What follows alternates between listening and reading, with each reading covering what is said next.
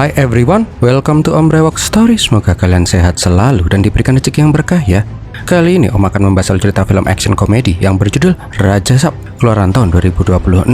Film yang diperankan oleh Prabas ini menceritakan seorang cowok yang harus menemukan keberadaan kakeknya yang sudah lama menghilang. Tapi semakin dicari, sosok kakeknya itu ternyata bukan orang biasa, yang membuat dia dan teman-temannya harus terjebak di mansion angker. Nah, mau tau nggak ada misteri apa di balik ini semua? Langsung aja deh, bemper Om Brewok Story.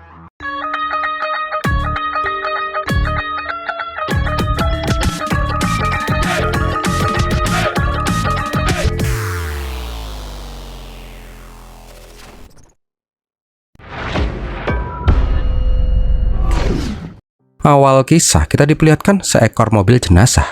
Di sebuah warung makanan, sopir mobil jenazah yang bernama Ganes malah turun sambil nenteng-nenteng kendi. Di sana, bapak warung pun menyuruh Ganes untuk pergi karena nggak boleh membawa makanan dari luar. Tapi Ganes dengan pedenya bilang, "Ini bukan makanan, ini abu jenazah." Ganes juga nunjukin uang pecahan gede yang baru aja dia dapat barusan. Anehnya, suasana di sana tiba-tiba jadi horor dan uang itu pun langsung terbang sendiri.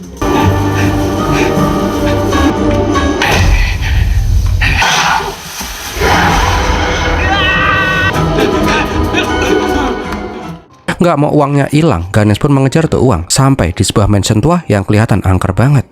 Gebleknya, Ganes ini lebih sayang uang daripada nyawa. Dia itu malah bludus masuk ke dalam mansion angker itu.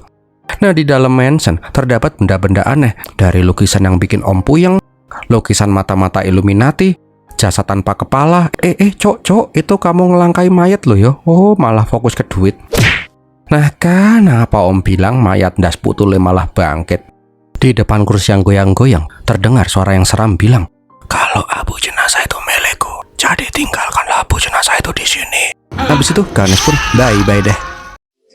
Sebelum lanjut, Om mau terima kasih dulu deh untuk kakak-kakak yang udah traktir Om pakai super thanks, untuk Kak Broken Angel dan Kak Tiamar. Semoga rezeki kakak-kakak ini selalu aja dilimpahkan ya. Kalau kalian juga mau traktir Om juga bisa dengan super thanks ya. Om bakal terima kasih banget. Oke, kalau gitu lancrot. Nah, di lain tempat diperlihatkan ada mbak-mbak cantik yang sengaja disenggol sama mas-mas berewokan. Ngeliat itu, ada mas-mas bertopeng serbet yang nggak suka. Dia pun langsung menghajar tuh mas-mas berewokan tanpa harus bangkit. "Perkenalkan peran utama kita, Raja Sap, yang biasa dipanggil Raju." Habis itu joget deh, skip aja ya, nggak ada kendal-kendulnya kok. Nah, diceritakan Raju itu merupakan cowok paling ganteng dan perkasa di kampungnya. Banyak cewek-cewek yang kesengsem sama si Raju. Diceritakan juga, Raju hanya tinggal bersama neneknya yang bernama Ganggama yang terkena penyakit Alzheimer. Nenek itu selalu mengira kalau Raju itu adalah suaminya alias kakeknya si Raju. Tentu aja Raju sering marahin neneknya karena kakeknya itu udah lama hilang. Tapi neneknya ini terus saja menganggap kalau kakeknya itu masih ada. Teman kecil Raju yang bernama Anita juga mencoba menjelaskan. Tapi sialnya, Ganggama itu akan langsung pingsan kalau sadar suaminya udah hilang. Nah, di rumah neneknya akan selalu meminta si Raju mencari kakeknya. Karena menurut Ganggama, hanya kakeknya si Rajulah yang bisa membuat dia bahagia. Nenek pun cerita kalau suaminya itu seorang pemburu hantu terkenal dan hebat. Tapi setelah menikah, tiba-tiba dia hilang entah kemana. Nenek yakin suaminya itu belum mati. Jelas saja Raju pun sedih. Selama ini dia sudah melakukan segala cara agar neneknya itu bahagia. Tapi neneknya itu selalu saja menanyakan kakeknya. Keesokan harinya, ada temannya si Raju yang bernama Akbar datang ke rumahnya si Raju. Dia mau ngasih tahu kalau sebentar lagi dia mau nikah sama cewek dari kota Chanminar. Nah, pas ngasih nunjuk foto ceweknya, nggak sengaja tuh gambar malah ngezoom. Dan terlihatlah sosok pakai Medela Kanaka Raju, yang bukan lain kakeknya si Raju yang udah lama hilang. Pas dipastiin ke Ganggama, dia pun langsung fix no debat kalau itu adalah suaminya. Walaupun punya penyakit Alzheimer, tapi dia nggak akan pernah lupa sosok suaminya. Setelah yakin itu kakeknya, Raju pun langsung pengen nyari info. Dia pun keinget kalau papanya itu punya sahabat di Chanminar yang sekarang bekerja sebagai polisi, Paman Gopal. Dia pun meminta si Gopal mencarikan kakeknya itu. Tapi Gopal bilang membuka kasus yang sudah lama ditutup itu nggak mudah. Apalagi sekarang inspektornya itu maruk duit. Dia meminta uang jalan 5 lakhs rupiah kalau polisi mau disuruh nyari tuh kakeknya si Raju. Bentar, kayaknya sih nggak asing nih. Familiar ambulah. Rasa nggak punya uang sebanyak itu, Raju pun langsung narik si Anita yang anak orang tajir. Dia pengen minjem duit 5 lakhs biar neneknya itu nggak mati sedih. Raju juga berjanji kalau kakeknya ketemu, dia akan segera melamar si Anita. Kan enak kalau pas pernikahan mereka ada kakek sama neneknya. Gara-gara kena rayuan mulut manisnya si Raju, Anita pun meminjamkan uang 5 lakhs rupiah itu ke Raju. Singkat cerita, Raju pun langsung pengen ngegas ke Caminar untuk mencari kakeknya. Pas sampai di Caminar, ada supir bajai yang nyetorin si Raju. Dia pun langsung meminta supir Senu mengantarkannya ke kantor polisi untuk nyetorin uang itu. Tapi di tengah jalan, Raju ngeliat keajaiban alam. Sister cantik yang membuat si Raju langsung ngesot-ngesot pakai bajai. Seperti terhipnotis, Raju pun ngikutin sister cantik yang bernama Bessie itu sampai ke dalam gereja.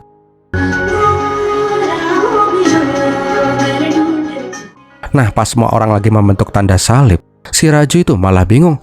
Yang malah membuat gadis kecil di sampingnya jadi curiga. Kamu nggak pernah ke gereja ya? Raju pun bilang kalau dia tuh emang nggak pernah ke gereja. Dia cuman pengen ngeliat cewek cantik yang merebut hatinya. Gebleknya, Lily itu malah bengak-bengok. Sister Bessie, cowok brewokan ini katanya suka sama kamu loh. Ya, semua jemaat gereja di sana pun jadi dengar lah, termasuk si Sister Bessie. Untung aja tuh bocah bangor langsung diajak pergi sama sister yang lain untuk berobat di rumah sakit. Raju yang heran pun sempat nanya kenapa tuh bocah dibawa ke dokter. Sister Maria pun bilang kalau Lily itu punya penyakit jantung bawaan, dia harus terus berobat agar bisa bertahan hidup. Satu-satunya cara untuk menyelamatkannya adalah operasi jantung, tapi biayanya amat mahal. Mendengar itu, Raju pun langsung iba. Dia akhirnya memutuskan akan menyumbangkan 3 lakhs rupiah dari uang yang dia bawa untuk biaya operasinya si Lily. Setelah Raju pergi, Sister Maria pun bilang ke Bessie kalau ada pemuda baik hati yang menyumbangkan uangnya untuk biaya operasinya si Lily. Bessie pun penasaran siapakah pemuda yang berhati malaikat itu. Pas dikasih tunjuk fotonya si Raju, Bessie pun langsung kesengsem. Nggak lama kemudian, Raju pun sampai di kantor polisi. Seperti yang Om udah ceritain, dia ingin meminta bantuan polisi mencari keberadaan kakeknya. Raju juga ngasih tunjuk sebuah foto orang yang bernama Gangga Raju. Orang yang dulu pernah bekerja sama kakeknya. Orang itu dulu pernah mencuri emas dan berlian dari rumah keluarga neneknya. Setelah itu dia pun menghilang. Begitu juga dengan kakeknya yang juga ngintilin hilang. Kemungkinan besar kakeknya itu memburu Gangga Raju.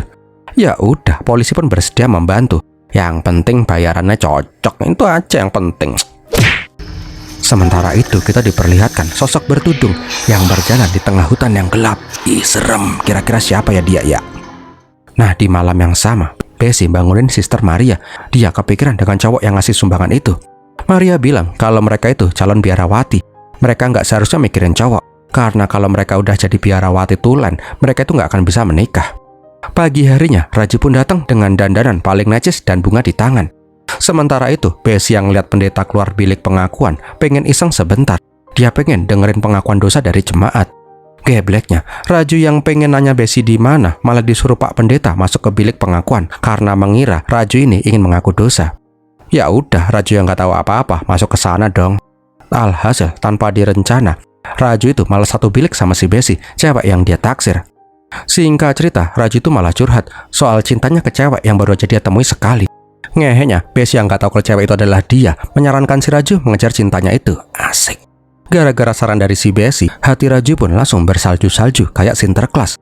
Ngeliat keponakannya jadi dongok kayak gini, Gopal menyuruh si Raju untuk fokus. Ingat tujuan Raju datang ke sini untuk mencari kakeknya. Yang paling penting, mereka itu Hindu. Raju itu malah naksir cewek Katolik. Pas lagi berbunga-bunganya, Raju ditelepon oleh nomor asing, yang ternyata itu adalah nomornya si Bessie. Bessie itu langsung marah-marah karena Raju itu adalah penipu.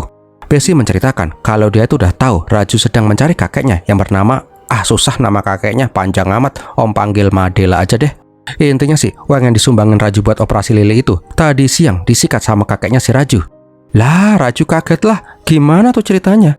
Jadi pas Bessie mau mendaftarkan operasinya si Lily, dia ngeliat antrian yang cukup panjang. Bessie pun berinisiatif meminta tolong ke orang-orang yang ngantri itu agar dia bisa mendaftar duluan. Namun Madela yang kebetulan ada di sana meminta si Bessie nitipin uangnya ke dia. Entah gimana, Bessie itu langsung nurut dan menyerahkan semua uangnya yang seharusnya untuk operasi. Setelah itu, Madela pun hilang dan Bessie nggak ingat apa-apa lagi, seperti terhipnotis. Intinya sih, Bessie itu menganggap kalau Raju dan kakeknya itu bekerja sama.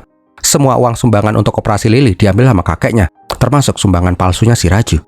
Pas lagi bingung-bingungnya, Raju langsung nelpon neneknya dan nanya, "Nek, ada kemungkinan nggak kakek itu pernah bobol bank, rampok perhiasan, nyolong kutang, apalah yang berhubungan dengan tindak kriminal?" Jelas saja, Ganggama pun menyangkal semuanya. Dia bilang kalau Madela itu orang yang sangat jujur dan berhati mulia. Di saat yang bersamaan di kantor polisi, diperlihatkan kakek yang tadi jalan di hutan sedang mengamati situasi. Keesokan harinya, Raju dan Gopal pun masih bingung. Apalagi Besi nelpon-nelpon mulu dan meminta uangnya segera dikembaliin. Gopal juga nggak kalah tantrum. Inspektur mata duitannya terus meminta sisa uang 3 lakhs rupiahnya karena Gopal baru ngasih 2 lakhs. Yang lebih bangkeknya lagi, inspektor itu mengancam akan memenjarakan Gopal dan si Raju kalau uang itu nggak dikasihin. Lah, preman apa polisi nih? Om sampai susah bedainnya. Di saat lagi puyeng-puyengnya, datanglah seorang cewek cantik semok gendal-gendul yang mengaku bernama Bay Raffi. Dia pun langsung nunjukin uang sekoper penuh, sejumlah 1 crore. Melihat itu, Raju pun langsung bilang, kenapa baru datang sekarang? Udah ditungguin dari tadi lo kamu. Lah, Le, iki sopo Le? Nggak tahu, aku juga nggak kenal kok. Mbaknya siapa ya? Oh, bangke. Bay Raffi bilang kalau semua uang itu milik si Madela, kakeknya si Raju. Dulu kakeknya si Bay Raffi pernah ditolong sama Madela, jadi dia akan mengembalikan utangnya. Jelas Raju dan Gopal pun seneng dong. Bentar, nggak semudah itu loh tapi. Raffi hanya akan memberikan uang itu ke Madela secara langsung. Lah kembali puyeng lagi deh mereka. Wong mereka juga lagi keter nyariin si Madela kok. Ngeheknya pas Gopal dan Raju berdiskusi, koper uang itu digondol maling. Kurang ajar tuh maling, nggak tahu apa Prabas bisa ngalahin satu negara seorang diri di film Salar. Habis itu gelut dah, lihat diri aja ya. Daguan mental-mentalin orang masa ya om ceritain. Wow, Mbak Raffinya gendel-gendel.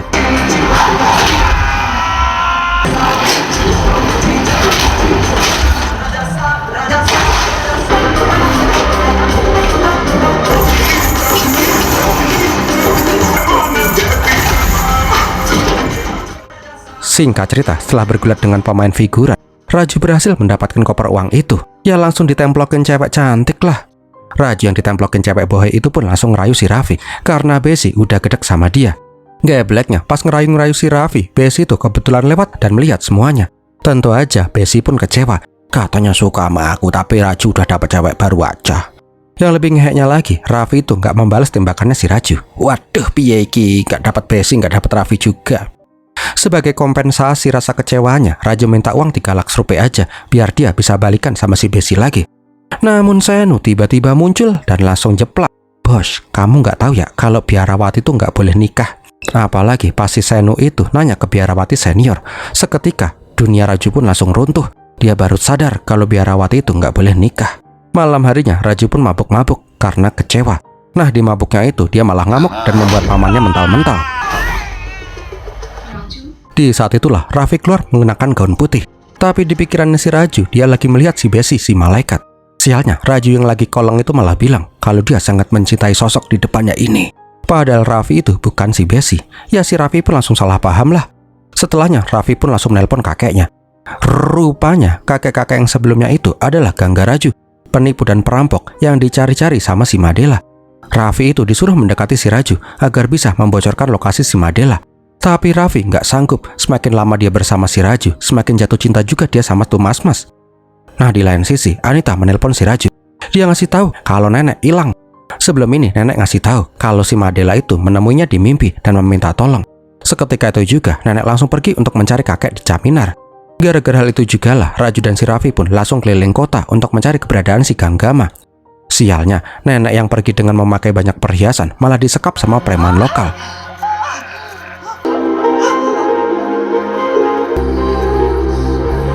Di saat itulah tuh preman pun langsung mental dilempar bola sama si Bay Raffi yang semok badai.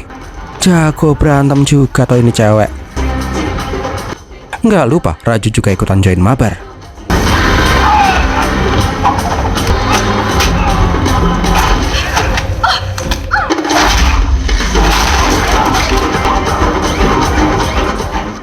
Nenek pun bertanya, siapakah kau gerangan cewek cantik?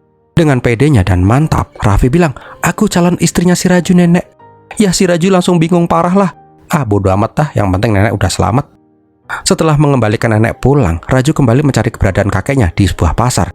Di sanalah Raju ngeliat sosok si Gangga Raju. Ini namanya mirip-mirip semua atau gimana sih? Gangga Raju, Ganggama.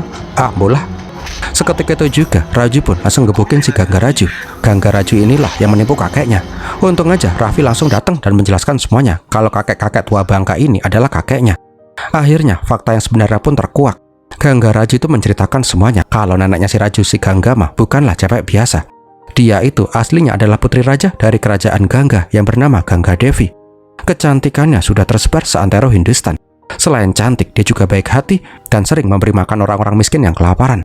Namun di hari itu, Madela yang gembel langsung menyerobot antrian dan menarik tangannya si Devi untuk mendapatkan makanan. Gara-gara hal itu jugalah, Gangaraju yang merupakan pengawal putri langsung memukul si Madela. Ketika digebukin pengawal, Devi meminta mereka untuk berhenti. Gara-gara hal itu jugalah, Madela pun menjadi dendam. Dia berniat mengambil semua yang dimiliki oleh si Gangga Devi. Dengan dendam itu, Madela mendatangi sekte sesat. Dia ingin belajar menggunakan ilmu hitam.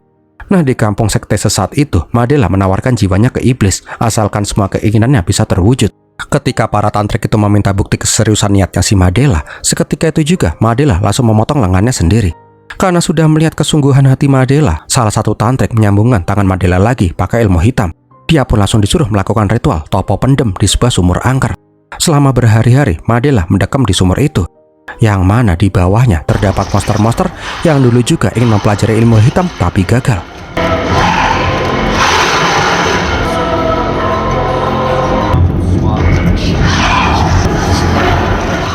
Singkat cerita, ketika sudah hampir nggak kuat, prosesi pun selesai.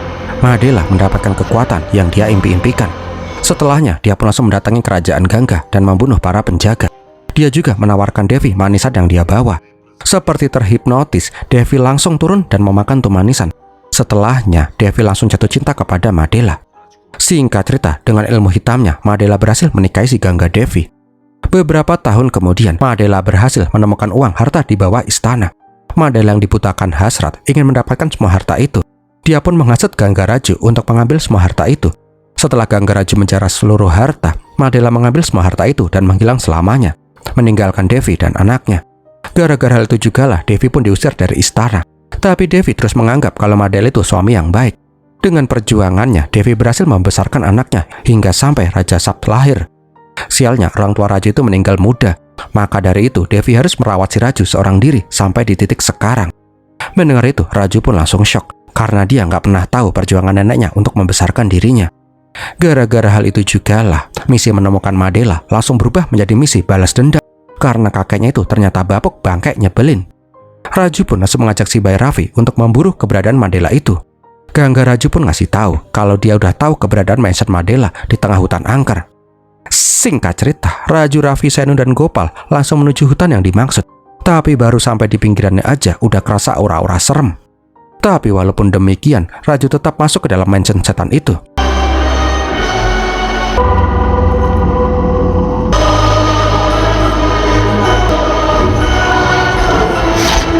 Sama kayak Ganesh, mereka melihat benda-benda aneh di dalam mansion. Ngomong-ngomong si Ganesh, ternyata dia itu belum mokat. Dia itu disandra sama akar di sebuah ruangan. Alah mas, malah main ayun-ayunan pakai ular kobra. Sedangkan si Raju juga mencoba mencari keberadaan kakeknya yang bangke. Namun dia malah menemukan ruang harta karun yang amat banyak. Begitu juga dengan si Ravi. Dia akhirnya menemukan sebuah peti harta yang menjadi inceran kakeknya. Nah, pas mau menyentuh tuh harta, Ganesh yang berhasil selamat langsung melarang si Raju. Nasib Raju akan sama kayak dia kalau sampai memegang tuh harta. Lah, kowe sopo cok? Setelah menjelaskan semuanya, Ganesh meminta semua untuk segera pergi dari mansion itu.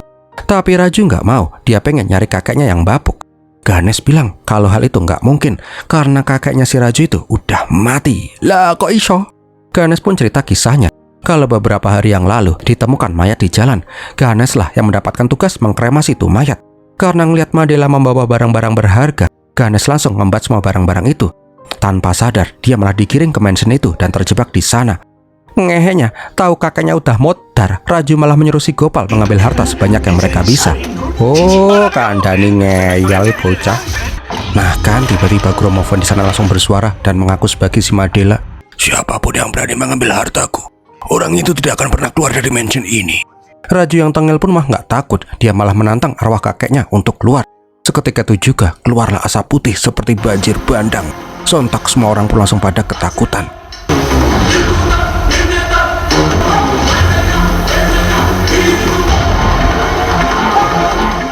Arwah Madela pun berkata kalau semua ini rencananya sejak awal. Dia sudah berhasil menjebak si Raja Sapt untuk memasuki mansion ini. Beberapa hari sebelum kematiannya, Madela mendatangi Gangga Devi. Dia terus memanipulasi otak istrinya agar mengirim si Raju untuk mencarinya. Tujuannya untuk memisahkan Raju dengan Gangga Devi. Melihat demit yang serem itu, Raju mah nggak gentar. Oh kambing, malah kabur duluan nih orang. Karena udah tahu ada demit beneran, mereka pun berniat kabur dari mansion itu. Namun udah mencoba berkali-kali, mereka tetap aja nggak bisa. Bahkan pas Gopal nekat keluar, ada kereta api yang tiba-tiba lewat di sana. Sementara itu, Madela kembali mendatangi Gangga Devi. Dia terus memanipulasi kesadaran Gangga Devi. Madela bilang kalau dia terjebak di mansion di tengah hutan, Devi harus ke mansion itu untuk menyelamatkannya. Di saat yang bersamaan, para koplak ini pun berniat mencari jalan keluar. Namun anehnya, pintu masuk yang sebelumnya ada tiba-tiba berubah menjadi kuburan. Ganesh sadar benar kalau kuburan ini adalah tempat dia mengkremasi si Madela. Dan seketika itu juga, sosok Madela pun bangkit dari kematian sambil terbakar. Ya langsung kabur masuk lagi ke dalam lah mereka semua. Namun pas kabur itu, Raju sadar kok Raffinya nggak ada. Pas dicek, rupanya Raffi itu lagi duduk sambil basah kuyup. Ngeheknya, Raju yang pengen ngecek kondisi si Raffi malah disalahartikan sama Senu dan si Gopal. Wah, ini pasti mau ngerayu dan ewek-ewek nih. Beneran ternyata mereka malah bermesraan. Walah, bila mau foto iki. Keesokan paginya, Raju ngelemparin tali. Siapa tahu kalau lewat udara mereka bisa selamat. Senu yang pertama kali menyoba malah kesambar petir sampai dia jadi gosong. Intinya sih, mau usaha gimana pun mereka semua nggak akan pernah bisa keluar mansion kalau Madela tidak mengizinkannya. Pas lagi bingung-bingungnya, ada sebuah mobil yang malah masuk ke sana. Mobil itu berisi malaikat besi menurut si Raju.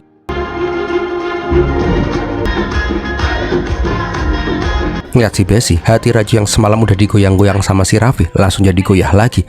Tujuan Besi datang ke sana karena Besi pengen minta duit 3 laksnya. Pas mau nyentuh tangannya si Besi, ada mas-mas nggak jelas yang mengaku sebagai Brother Rip. Dia ikut datang untuk menemani si Besi. Ini mas-mas gak penting dah. Yang penting Raju ini heran, bukankah biarawati punya aturan ketat soal busana? Kenapa Besi pakai baju seksi kayak gini?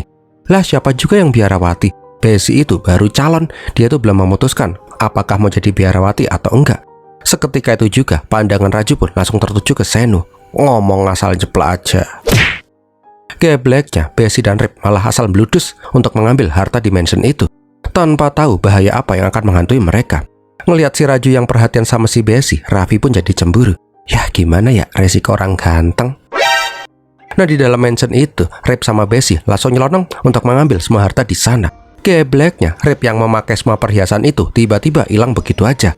Anehnya lagi, Rip malah terteleport ke dalam peti mati yang membuat si Besi jadi panik sendiri. Apalagi keluar makhluk seperti zombie. Ya langsung ngacir lah si Besi. Bodoh amat lah si Rip mau dikenyot-kenyot zombie, yang penting dia selamat. Nah di dalam Rip terbangun sambil diklonin zombie. Ya ikutan ngacir lah dia. Karena udah tahu ada setan kuat di mansion itu, mereka pun kembali menyusun rencana untuk keluar dari sana.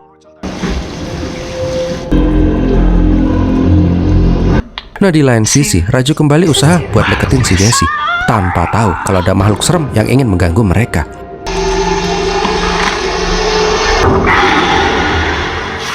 Raju yang diliatin sama makhluk itu mah santai-santai aja, karena rasa ingin memiliki si Besi lebih besar daripada rasa takutnya ke demit.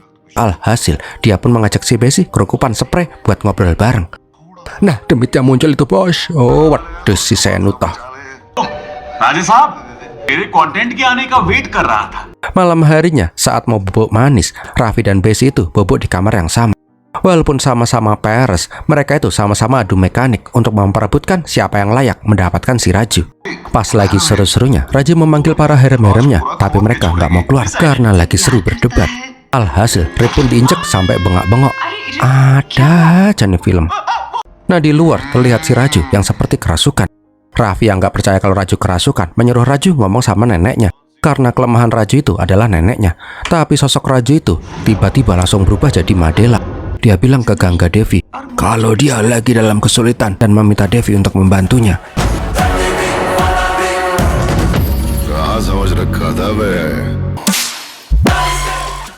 Keesokan harinya, Raju pun bingung dengan apa yang dia bilang semalam ke neneknya. Adalah yang paling penting, mereka itu harus bisa keluar dari kutukan Madela ini. Di saat itulah Besi keinget kalau ada profesor jenius yang sering memburu hantu dengan ilmu sainsnya. Orang itu bernama Profesor Padma Bhushan. Dia menggunakan metode hipnotis untuk menyembuhkan pasien-pasiennya. Subject है उन्होंने आइडेंटिफाई किया है कि अगर mentally weak बहुत लोगों की जान बचाई है. Singkat cerita, Besi pun meminta tolong bantuan Profesor Padma. Nah, sebelum sampai di mansion angker, Padma ditelepon sama cucunya untuk segera pulang kalau kerjaan kakeknya itu udah selesai. Ketika memasuki mansion, Padma cuma nyengir karena benda-benda hipnotis di dalam itu nggak ada yang mempan sama dia, karena dia juga ahli hipnotis.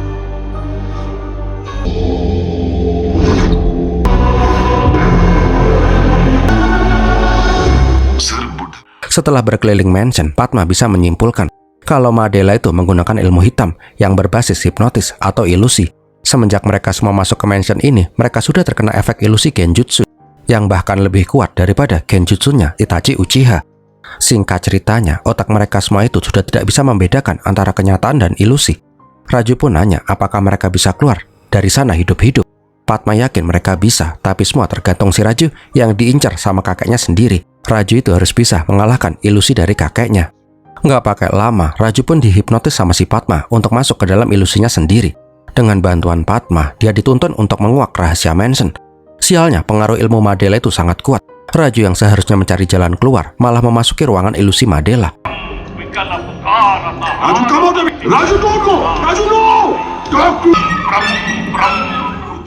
Di saat itu, Raju melihat si Madela yang lagi menyembelih orang di atas sumur tua.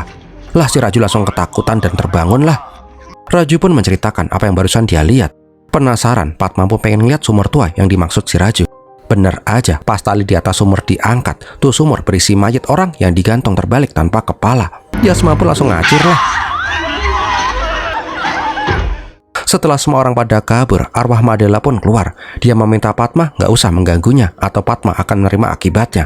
Tapi Padma itu nggak mau. Alhasil mereka pun adu mekanik ilmu hipnotis. Diperlihatkan Padma itu lagi jalan-jalan pakai mobil sama cucunya. Padma yang udah tahu trik Madela langsung menghilangkan sosok cucunya. Tapi kekuatan Madela lebih kuat. Dia membuat seolah-olah Padma dan cucunya itu hampir kecelakaan dan terjebak di tebing. Pokoknya gitu dah, Om capek jelasinnya panjang lebar. Intinya sih Padma itu kalah hebat. Setelah kalah, dia pun langsung terpental keluar mansion agar tidak bisa membantu si Raju CS lagi. Keesokan harinya, Raju pun bingung harus gimana lagi agar bisa keluar dari mansion itu. Pas lagi peluk-pelukan sama si Besi, Raffi itu nggak terima dan memboyarkan semuanya. Raju pun disuruh milih, Besi atau dia, jangan maruk. Namun Raju yang pintar ngeles bilang, lebih baik kita fokus menemukan jalan keluar. Coba kita keluarnya sambil merem, siapa tahu bisa. Namun tiba-tiba Raju merasakan yang empuk-empuknya di tangannya. Dan jeng-jeng, cewek ketiga pun muncul, si Anita. Anita datang ke sana karena khawatir sama si Raju.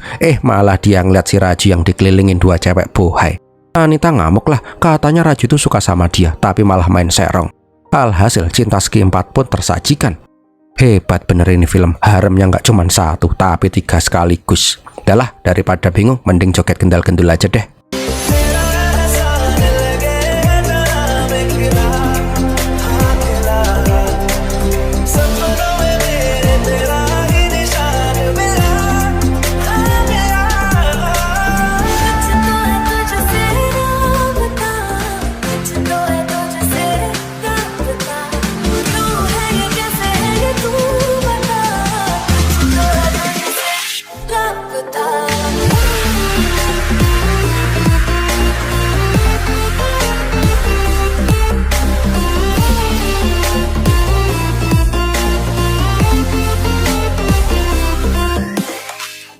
Malam harinya, Gangga Raju pun ditelepon sama si Raju.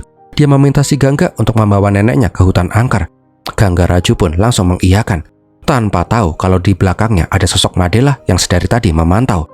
Nah, pas melihat Gangga Raju, ingatan Devi pun sedikit terbuka. Dia pun langsung menganggap si Gangga ini sebagai orang yang membuat suaminya hilang. Karena melihat Gangga Raju, ingatan Devi pun bentrok. Alhasil Devi pun pingsan dan dibawa ke rumah sakit. Hal itu membuat si Raju tambah bingung kapan dia nyuruh neneknya untuk ke hutan angker. Ternyata itu semua adalah ulah dari si Madela agar Devi sekarat di rumah sakit. Dokter mengatakan kalau nyawa Devi itu dijung tanduk, kemungkinan besar dia hanya bisa bertahan selama 2 jam ke depan. Mendengar itu, Raju langsung kemerungsung dan gak peduli kutukan. Dia pun langsung ngegas mobilnya si Besi keluar dari mansion.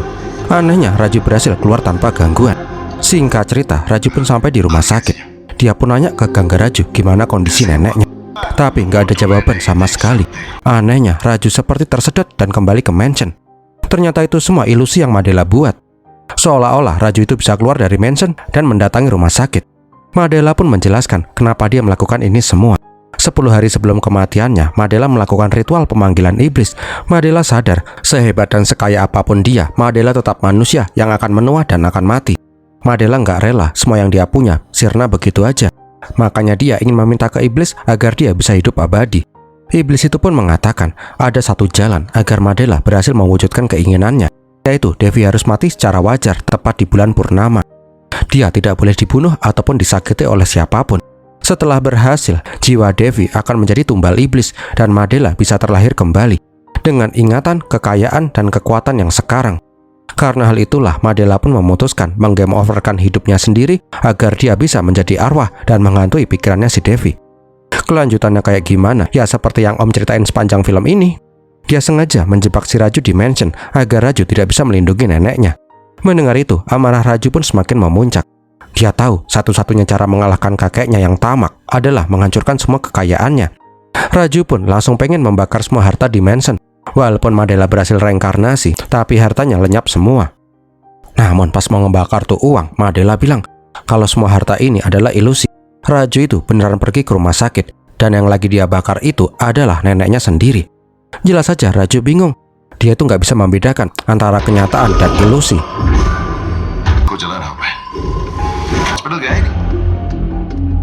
Di saat itulah dia keinget omongan Profesor Padma. Raju harus bisa lebih kuat daripada ilusinya si Madela. Dia berpikir keras agar pikirannya tidak terpengaruhi ilmu kakeknya. Sialnya, setiap kali Raju berusaha keluar dari ilusi, Madela akan terus mengganggu pikirannya si Raju. Sampai di titik, Raju mengingat kalau neneknya itu terkena pengaruh sihir Madela. Dia itu aslinya adalah putri raja yang maha kuat. Disitulah Raju mengambil celah. Dia memasuki ingatan neneknya dan mencoba membebaskan neneknya dari pengaruh si Madela. Di ingatannya si Devi, Raju melihat sosok neneknya itu bila tidak pernah terpengaruh oleh Madela. Menyadari itu, Gangga Devi pun memberikan kekuatan ke Raju untuk melawan si Madela. Alhasil, Raju dan Madela pun saling adu mekanik ilusi.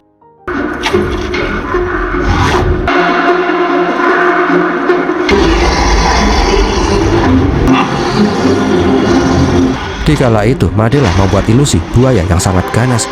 Tapi si Raju langsung mengalahkan tuh buaya.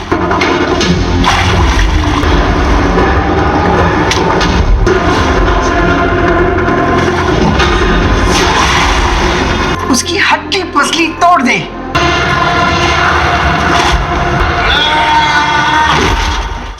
Setelah berhasil mengalahkan buaya dan membakar sebagian harta, Madela mengeluarkan ilusi patung pengawal yang bisa hidup. Sama kayak tadi, Raju berhasil ngalahin patung-patung itu walaupun harus bersusah payah.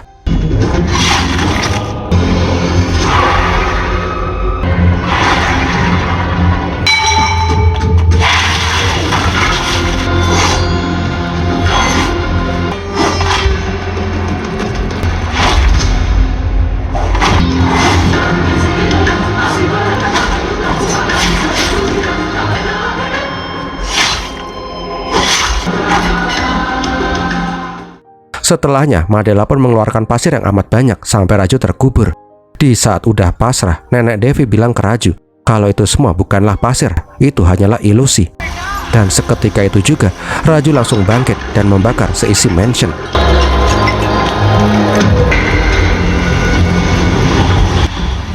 Melihat itu, Madela pun bingung kudu gimana. Dia pun meminta bantuan iblis untuk membantunya. Tapi iblis itu tidak ingin membantu si Madela bila tidak ada yang dikorbankan. Ketika pasrah, Madela menggunakan cara terakhir, belas kasihan. Dia bilang ke Raju kalau dia mati, Devi juga pasti akan mati karena sedih. Seketika, langkah Raju pun langsung terhenti. Di saat Raju bimbang, Madela berhasil menyerap kekuatan iblis dan menjadi sosok iblis besar.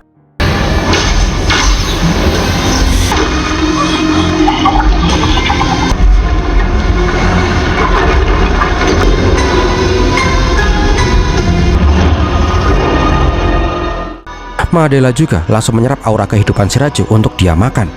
Namun kembali lagi, rasa sayang akan neneknya membuat si Raju kembali membuka mata. Kali ini berbeda, Raju berhasil membangkitkan kekuatan aslinya, yang mana perpaduan putri raja dan penyihir yang dikombinasikan dengan kekuatan Dewi Durga.